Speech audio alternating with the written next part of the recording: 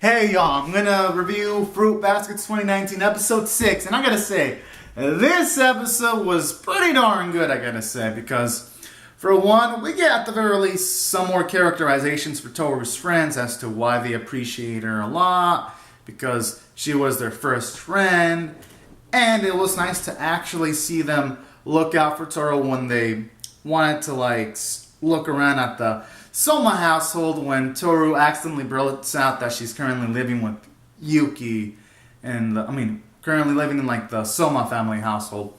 So I like these little sequences. They make the friendship between Toru and Toru's both female friends, it makes it feel much, much more authentic. And I love moments like that. And I like the little sequence where the writing staff even take advantage of them coming over to present to the audience natural information, like when Toru mentions stuff about her first love, and that's why she appreciates this hat that she carries around immensely.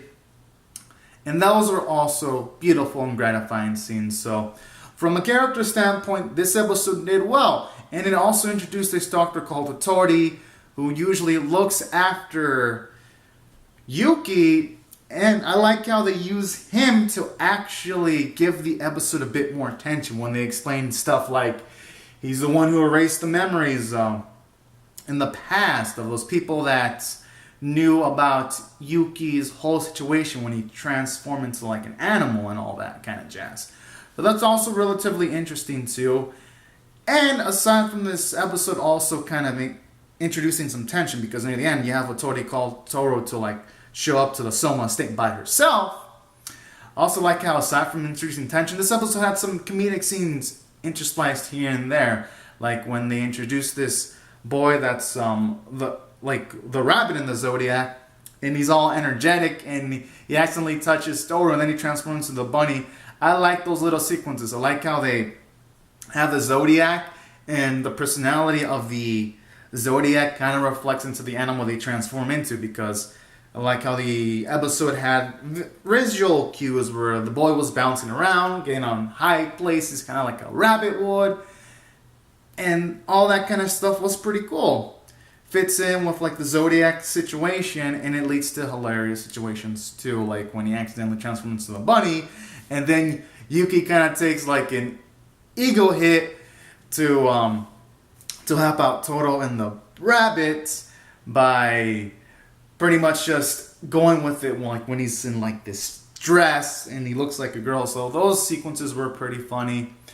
Or those sequences where Yuki and Kyo were insulting each other, calling themselves Rats and Cat, and then you have two of Toru's friends over here, but they don't really find out that they're actually rats or a cat in this situation, because they were just thinking it was just insults hurled at those two. So that was also some nice sequences there too, because it increased my tension for a bit. I was like, oh snap. But then afterwards, when I realized it was just them thinking Yuki and Kyo were just hurling insults at each other, I just breathed a sigh of relief. So this episode had comedic scenes spliced in with some emotional tension for a bit. So that's why I also thought from that standpoint the episode was good too. It wasn't just intense drama. It was also nice humor put in to give levity into the episode. So that's why I thought from a writing standpoint it was good. And from a character standpoint too, because he had some fleshing out with Toru's friends also, to see how much it quantified how much they actually care about Toru.